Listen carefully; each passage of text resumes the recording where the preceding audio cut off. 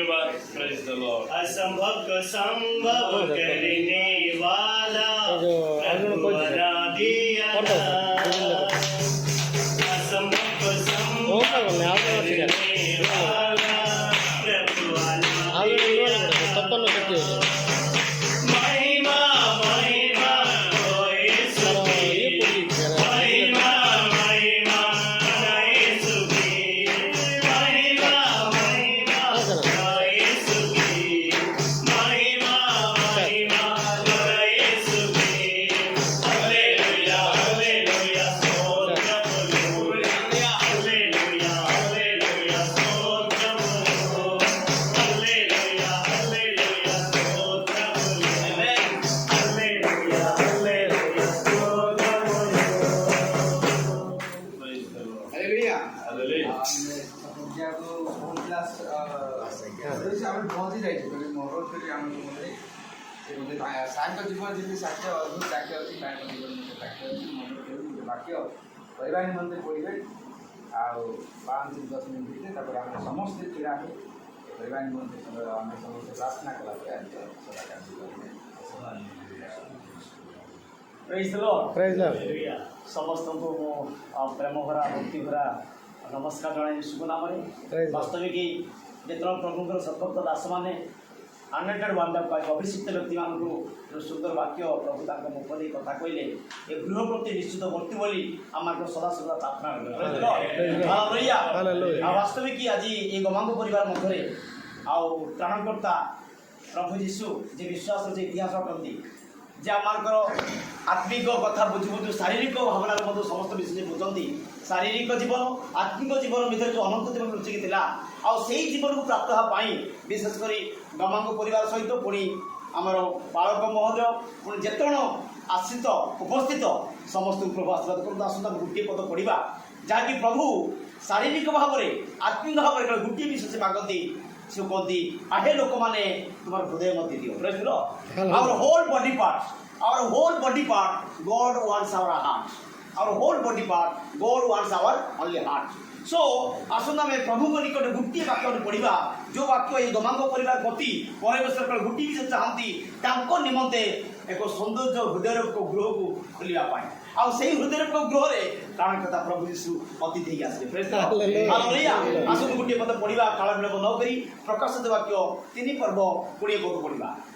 ପ୍ରକାଶିତ ବାକ୍ୟ 3 ପର୍ବ 20 ପଦରେ ଆମେ ସେଠି ଅଳ୍ପ ସମୟ ଧ୍ୟାନ କରି ଆଜିର ବାକ୍ୟ ଆମେ ଶେଷ କରିବା। ୟେସ୍ ପ୍ରକାଶିତ 3 ପର୍ବ 20 ପଦ। ୟେସ୍ ଜଲ୍ଦି ଓକେ।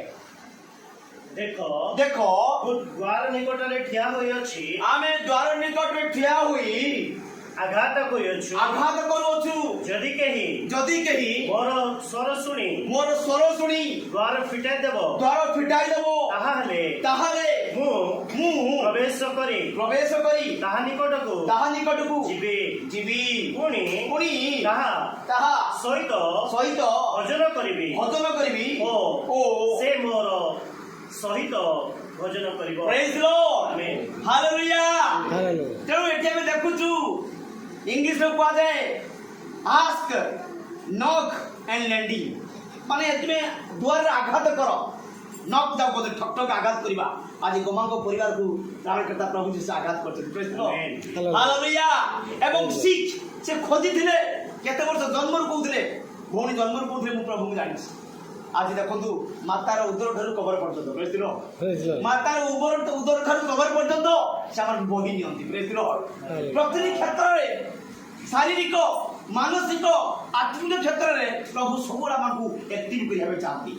ସେ ଆପଣଙ୍କୁ କେବେ ଲୁଚାନ୍ତି ନାହିଁ। ସେ ଆପଣଙ୍କୁ କେବେ ଆଉ ସ୍କିପ୍ କରନ୍ତିନି ନିଜକୁ। ସବୁବେଳେ ଆମେ ଗୀତ ଗାଇଥାଉ ହେ ଯୀଶୁ ରାଜା ମୋ ହୃଦୟ ମଧ୍ୟରେ ଆସେ।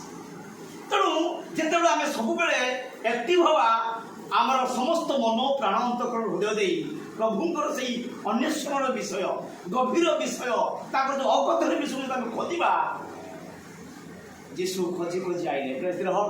ହାଲେଲୁୟା। ଆମେ ତୁମକୁ ମନୋନୀତ କରିନୁ ବରଂ ତୁମେ ମୋତେ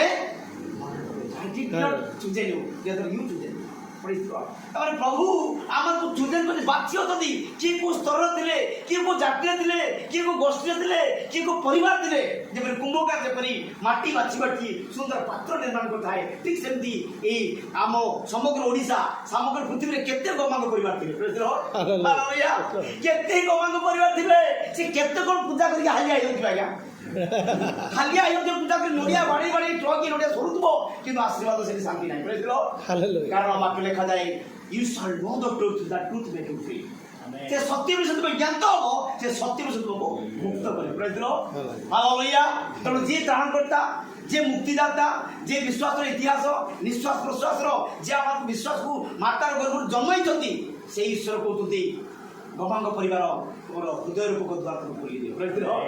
ହାଲେଲୁୟା। ହୃଦୟ ରୂପକ ଦ୍ୱାର ତୁମେ ଖୋଲି ଦିଅ। ଆମେ ତୁମ ଦ୍ୱାର ସମ୍ମୁଖରେ ଛିଡ଼ା ହେଇଛୁ। I am standing in front of our gates. Please open your heart. Praise the Lord. Hallelujah. I am standing before your gate and please open your heart. Praise the Lord. Hallelujah. ମୁଁ ଆପଣଙ୍କର ସେଇ ହୃଦୟ ରୂପକ ଦ୍ୱାରରେ ମୁଁ ଆଘାତ କରୁଅଛି। He is knocking in your hearts. Praise the Lord. Hallelujah. ତେଣୁ ଆମେ ସବୁ ଅବସ୍ଥାରେ ଆଜ୍ଞା ସମୟରେ କିମ୍ବା ଅସମୟରେ ପ୍ରଭୁଙ୍କର ଦାସ ଜଣଙ୍କୁ ଡାକୁଛନ୍ତି। ସେମାନେ ଯଦି ବାକ୍ୟ ପ୍ରଚାର ପାଇଁ ଆସୁଛନ୍ତି, ତାର ମାଇଣ୍ଡ ଟିକେ ଅସ୍ଥିର ହେଇଯାଉଛି। କ'ଣ କରିବି, କେମିତି କରିବି, କ'ଣ ଲେଖିଛି, କୋଉ ବହି କାଢ଼ିବି, କ'ଣ ଦୁନିଆ ତାର ଟେନସନ୍। ଟେନସନ୍ ସେ ସମସ୍ତ ଭାର ସମସ୍ତ ଭାର ତାହାଙ୍କ ଉପରେ ପକାଅ। କୌଣସି ବିଷୟରେ ଚିନ୍ତିତ ହୁଅ ନାହିଁ। ସିଜିନ୍ ଆର୍ ଅନସିଜିନ୍, ସମୟ କିମ୍ବା ଅସମୟରେ ସବୁବେଳେ ପ୍ରଭୁଙ୍କ ନିକଟରେ କ'ଣ ପ୍ରିପେୟାର ହବ। Hallelujah. If you will prepare, then you will become also inspired. Praise the Lord. Hallelujah. If you will prepare, you will become inspired. Because our God always who is look after our heart. ସେଥିପାଇଁ ଗୋଟିଏ ପଦ ପଢ଼ିବା ଯାହାକି ହିତପଦ 4:23। ହିତପଦ 4:23 କହୁଛନ୍ତି you need to care your heart। ତୁମ ହୃଦୟର ଯତ୍ନ ନିଅ। ଆମେ ଡ୍ରେସ୍ର ଯତ୍ନ ନେଇଥିବା ଆଜ୍ଞା ଫାଟିଯାଏ, ଘର ଯତ୍ନ ନେଲେ ଭାଙ୍ଗିଯିବ ଆଜ୍ଞା, ଯୋଉ ମୋବାଇଲ ଯେତେ ଯତ୍ନ ନେଲେ ମଧ୍ୟ ସେ କ୍ରାକ୍ ହେଉଛି ଆଜ୍ଞା, କିନ୍ତୁ ହୃଦୟର ଯତ୍ନ।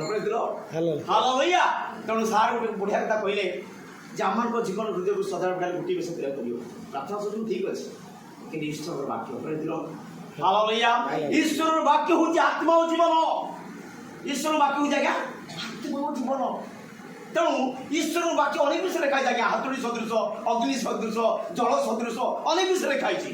କିନ୍ତୁ ଈଶ୍ୱରର ବାକ୍ୟ ହେଉଛି ଆଦ୍ୟର ବାକ୍ୟ ଥିଲା, ବାକ୍ୟ ଈଶ୍ୱର ସଙ୍ଗରେ ଥିଲା, ଆଉ ସେଇ ବାକ୍ୟ ନିଜେ ଈଶ୍ୱର ଅଟନ୍ତି। ତେଣୁ ଈଶ୍ୱର ବାକ୍ୟ ଆମ ସାକ୍ଷ୍ୟକୁ ପ୍ରମାଣ କରେ। ଈଶ୍ୱର ବାକ୍ୟ ଆମ ସାକ୍ଷ୍ୟକୁ ପ୍ରମାଣ କରେ, ଯାହାକୁ କହୁଥିଲେ ଆଜ୍ଞା ଟେଷ୍ଟିମୋନି। ହାଲେଲୁୟା। ଈଶ୍ୱରର ବିନା ବାକ୍ୟରେ ଆମର ସାକ୍ଷ୍ୟ ନଥାଏ। ହାଲେଲୁୟା। ଈଶ୍ୱରର ବାକ୍ୟର ବୀଜ ତାଙ୍କ ହୃଦୟକୁ ଶାଣିତ କରିଥିଲା, ଯଦ୍ୱାରା କି ଅନେକ ଦୁଃଖ କଷ୍ଟ ଯନ୍ତ୍ରଣା ବାଇବେଲରେ ଲେଖା ଅଛି ପ୍ରେସରରୁ ଧୈର୍ଯ୍ୟ, ଧୈର୍ଯ୍ୟରୁ ଭରସା, ଭରସାର ଅନୁଭୂତି, ଆଉ ସେ ଅନୁଭୂତି ଆମକୁ ଲଜ୍ଜିତ ହେବାକୁ ଦିଏ ନାହିଁ। ପାଗଳାଖାନାରେ ପକେଇଲେ, ଜେଲରେ ପକେଇଲେ, କଡ଼ି ବାନ୍ଧିଲେ, କୌଣସି ବନ୍ଧନ କେବେ ତାହା ମଧ୍ୟ ତାଙ୍କୁ ଅଟକି ରଖିପାରିଲାନି। ସେଥିପାଇଁ ପୃଥିବୀର ବଡ଼ ପରିବର୍ତ୍ତନ ହେଉଛି ମନ ପରିବର୍ତ୍ତନ। ପୃଥିବୀର ସବୁଠାରୁ ବଡ଼ ପରିବର୍ତ୍ତନ ହେଉଛି ଆଜ୍ଞା ମନ ପରିବର୍ତ୍ତନ। ଆଉ ସେଇ ମନ ଏତେ ସ୍ପିଡ୍ ବେଳ ହେଇଯାଏ, ସେଥିପାଇଁ ଦାଉଦ ନିଜ ହୃଦୟର ସହିତ କହିଲେ ହେ ମୋର ମନ, ହେ ମୋର ମନ ସଦା ପ୍ରଭୁରେ ସେ ପ୍ରେମମୟ। ତେଣୁ ନିଶ୍ଚିତ ଏଇ ଗମାଙ୍ଗ ପରିବାରରେ ତିନୋଟି ବିଷୟ ପ୍ରଭୁ ଆଜି ଚାହିଁଛନ୍ତି ଯେ ଆପଣଙ୍କର ସେଇ ଦୁଆର ହୃଦୟ ଦୁଆର ଆଗରେ ସେ କ'ଣ କରୁଛନ୍ତି, ଛିଡ଼ା ହେଇଛନ୍ତି। ଇଏ ସେ ପଚାରୁଛନ୍ତି, ଆଘାତ କରୁଅଛନ୍ତି ଏବଂ ସେ ଆପଣଙ୍କୁ ହୃଦୟକୁ ଚାହୁଁଛନ୍ତି। ହାଲେଲୁୟା। ଏଇଭଳି ବିଶେଷ କରି ସଦକ୍ତ ଦାସମାନଙ୍କ ମଧ୍ୟରେ ବିଭିନ୍ନ ହୃଦୟକୁ ଏକତ୍ରିତ କରିବା ପାଇଁ ସେ ତ୍ରାଣକର୍ତ୍ତା ପ୍ରଭୁ ଯୀଶୁଙ୍କ ଉପସ୍ଥିତିରେ ଆମେ କିପରି ପ୍ରଭୁଙ୍କର ପରିବାର, ଏକ ଖ୍ରୀଷ୍ଟୀୟ ପରିବାର ଆମେ ଲେଖିଥାଉ। ସାର୍ କହୁଥିଲେ Christ is the head of our house. Christ is the head of our house କହନ୍ତି। ସର୍ବଭୂତୁ ସୁଖୀନ ଶାନ୍ତି କୁଟ ଅନେକ ଲେଖା କିନ୍ତୁ ଅଶାନ୍ତି ଆନନ୍ଦ ଭବନ ପ୍ରବଳ ମାନେ ବିଶୃଙ୍ଖଳା। ତେଣୁ ଏଠି କାହିଁକି ମାନେ Christ is the head of our house। ଖ୍ରୀଷ୍ଟ ଆମ ଗୃହରେ କ'ଣ ମାନେ ଶ୍ରେଷ୍ଠ ଅଟନ୍ତି, କିନ୍ତୁ ବେଳେବେଳେ ଆମେ ଶ୍ରେଷ୍ଠ ହେଇଯାଏ, ଖ୍ରୀଷ୍ଟଙ୍କୁ ଆମେ ତଳକୁ। ତେଣୁ ଆସନ୍ତୁ, only last one I will tell you, God wants only our heart। ପ୍ରଭୁ ଆମ ହୃଦୟ ଚାହାନ୍ତି, ଆମର ବାହିକ ବିଷୟ କିଛି ଚାହାନ୍ତିନି ଆଜ୍ଞା। ସେଥିପାଇଁ ବାକ୍ୟ ଲେଖାଯାଇଛି ଯେ କୌଣସି ମନୁଷ୍ୟ ହସ୍ତ ନିର୍ମିତ ମନ୍ଦିରରେ ଈଶ୍ୱର ବାସ କରନ୍ତି ନାହିଁ। ଯୋଉ ପରିବେଶ ନିଜ ହସ୍ତରେ ଆମେ ତିଆରି କଲେ, ହାଲେଲୁୟା, ଯୋଉ ସଦାପ୍ରଭୁ ପରମେଶ୍ୱର ନିଜ ହସ୍ତରେ ଆମକୁ ତିଆରି କଲେ, ଆଉ ସେଇ ହୃଦୟରେ ମନ୍ଦିରରେ ପ୍ରଭୁ ବାସ କରନ୍ତି। ବାକ୍ୟ ଲେଖା ତୁମେ ଜାଣ ନାହିଁ, ତୁମ ଶରୀର ହେଉଛି ଈଶ୍ୱରଙ୍କର Do you know that you are the temple of God? Hallelujah. ଆମେ ଆଉ କୌଣସି ଚର୍ଚ୍ଚକୁ ଯାଇନୁ କି ଗିର୍ଜା ଘରକୁ ଯାଇନୁ କିଏ ମତେ ଚର୍ଚ୍ଚରୁ କାଢିଦେଲା କିଏ ବାଡ଼େଇଦେଲା ସେଟା ଚିନ୍ତା କରନ୍ତୁ ନାହିଁ। We are the church of Christ. Praise the Lord. Praise the Lord. Hallelujah. ଆମେ ହଉଛି ଈଶ୍ୱରର ମନ୍ଦିର ଆଉ ସେଇ ଈଶ୍ୱରଙ୍କ ମନ୍ଦିର ଯାହାକି ଆଜି ଗମାଙ୍ଗ ଈଶ୍ୱର ରୂପକ ମନ୍ଦିରରେ ପ୍ରଭୁ କଣ କରନ୍ତି ବାସ କରିବା ପାଇଁ ଚାହାନ୍ତି। ତେଣୁ ସବୁବେଳେ ଯେହେତୁ ଇମାନୁଏଲ ସେ ଆମମାନଙ୍କ ସହିତ ପରମେଶ୍ୱର ସେ ଆପଣଙ୍କୁ କେବେ ସ୍କିପ୍ କରନ୍ତିନି ସେ ଆପଣଙ୍କୁ କେବେ ଢୁଢ଼ାନ୍ତି ନାହିଁ ସେ କେବେ ଘୁମାନ୍ତି ନାହିଁ ସେ ସବୁବେଳେ ଆକ୍ଟିଭ୍ ହୁଅନ୍ତି ଦିବାରାତ୍ର ବେଳେବେଳେ ଏଟିଏମ୍ ଫେଲ୍ ହେଇଯାଏ ଆଜ୍ଞା ଯଦି ଏଟିଏମ୍ କୁ ଯିବା ଟଙ୍କା ବେଳେ ବାହାର ନଥାଏ ଆଜ୍ଞା କିନ୍ତୁ ପ୍ରଭୁ ମୋର୍ ଦେନ୍ ଏଟିଏମ୍ ପ୍ରେଜ୍ ଦି ଲର୍ଡ ହାଲେଲୁୟା ସେଥିପାଇଁ ପ୍ରଭୁ ଯୀଶୁ ଗୋଟିଏ କଥା କହିଲେ ଆମ୍ଭେ ଆଜି କାଲି ଚିରଦିନ ସବୁବେଳେ ସମାନ ପ୍ରେଜ୍ ଦି ଲର୍ଡ ପ୍ରଭୁ ଏ ଅଳ୍ପ ବାକ୍ୟ ଦ୍ୱାରା ଆପଣଙ୍କୁ ମୋତେ ଆଶୀର୍ବାଦ ଦେବେ। Hallelujah. ଛିଡ଼ା ହେବା ଆମେ ସମସ୍ତେ ଛିଡ଼ା ହେବା ପ୍ରାର୍ଥନା କରିବା ଆମେ ସମସ୍ତେ ପ୍ରାର୍ଥନା କରିବା ଏବଂ ଶେଷରେ ବିଶେଷ କରି ପରିବାର ନିମନ୍ତେ ପୁଣି ଆଜି ସେବା ନିଶ୍ଚିତ ଭାବରେ ପରିବାରର ସମସ୍ତ ପ୍ରକାର ଯେଉଁ ଆଶା ଯେଉଁ ଆକାଂକ୍ଷା ତାଙ୍କର ଯେଉଁ ବିଶ୍ୱାସ ପରିଶ୍ରମକୁ ବଢ଼ାନ୍ତୁ ଏସବୁ ବିଷୟ ନେଇ ଶେଷ ପ୍ରାର୍ଥନା ଆମମାନଙ୍କ ମଧ୍ୟରେ ଦେଶ ପ୍ରଧାନ ଆଜ୍ଞା ପ୍ରାର୍ଥନା କରିବା ଆମେ ସମସ୍ତେ ପ୍ରାର୍ଥନା କରିବା ପରିବାର ନିମନ୍ତେ ଆଜିର ସମସ୍ତ